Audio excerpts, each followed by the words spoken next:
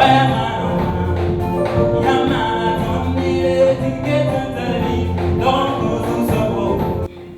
rêve longtemps nourri, c'est une réalité aujourd'hui. David Kinda vient de faire ses premiers pas sur la scène musicale chrétienne, un album de 7 titres qui aborde différentes thématiques dédicacées sous forme de concert le 8 mai à l'église des Assemblées de Dieu, la Colombe, sise à la Patte d'Oie. Il rend grâce à Dieu pour cette œuvre palpable qui a connu beaucoup d'obstacles. C'est vraiment quelque chose de surprise en moi parce que quand j'ai commencé, c'était pas facile et avec d'autres paroles des gens, j'étais vraiment un peu découragé. Mais par la grâce de Dieu, par le soutien des gens, et par la prière de nos pères spirituels, j'ai eu à réaliser ces rêves. Je rends grâce à Dieu pour cette action qu'il m'a permis d'avoir un succès dans la réalisation de cet album. La thématique de cet album, je peux avoir en première position comme le titre phare, Ousmane Barka. Le deuxième titre, c'est Tézou Soba. Le troisième titre, c'est un chant de mariage qui parle de Niébagari, c'est-à-dire fondement. Le troisième chant, c'est un chant de Zouk. Voilà, c'est-à-dire Foyer la team, la solution de ton problème. Le cinquième, c'est un reggae qui dit que le paradis n'est pas comme d'ici-bas, où on peut avoir tout. Pas nos moyens ou pas l'argent qu'on peut payer pour avoir accès. Le sixième titre, ça parle des problèmes du monde. Voilà, Zamana Yela. Le septième titre, c'est un remix du quatrième titre, Foyer la team. L'œuvre du chanteur Kinda a touché le cœur de plus de Raïssa Néa.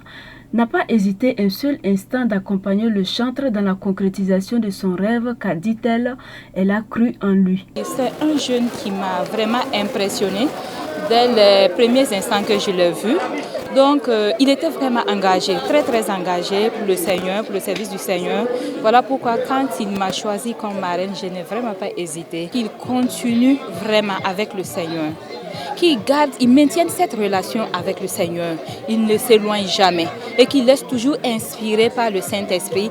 Et là, il verra que ce talent qu'il a en lui là va toujours aller de l'avant et il va toujours briller chaque jour. Et c'est cet album que nous venons de voir, ce n'est que le début. Nous allons encore découvrir de merveilleuses choses avec lui.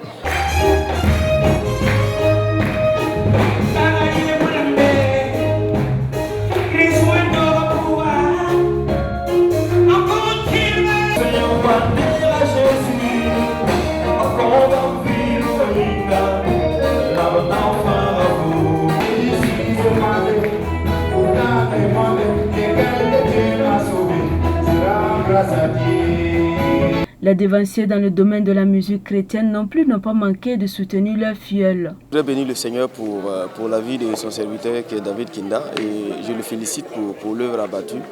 Et je pense que c'est quelqu'un qui a beaucoup de talent et surtout le message qui est véhiculé dans ses chants sont des messages d'espoir, des messages d'encouragement. Et je pense que c'est une bénédiction pour le corps de Christ, pour l'Église et il mérite vraiment d'être encouragé. Dieu parle tantôt d'une manière, tantôt d'une autre. Cette dédicace fut une occasion pour le peuple de Dieu et les invités d'entendre le message du Seigneur, particulièrement aux chantres et artistes. Le pasteur Pascal Nikema leur a demandé de se laisser guider par le Saint-Esprit afin qu'ils soient élevés davantage.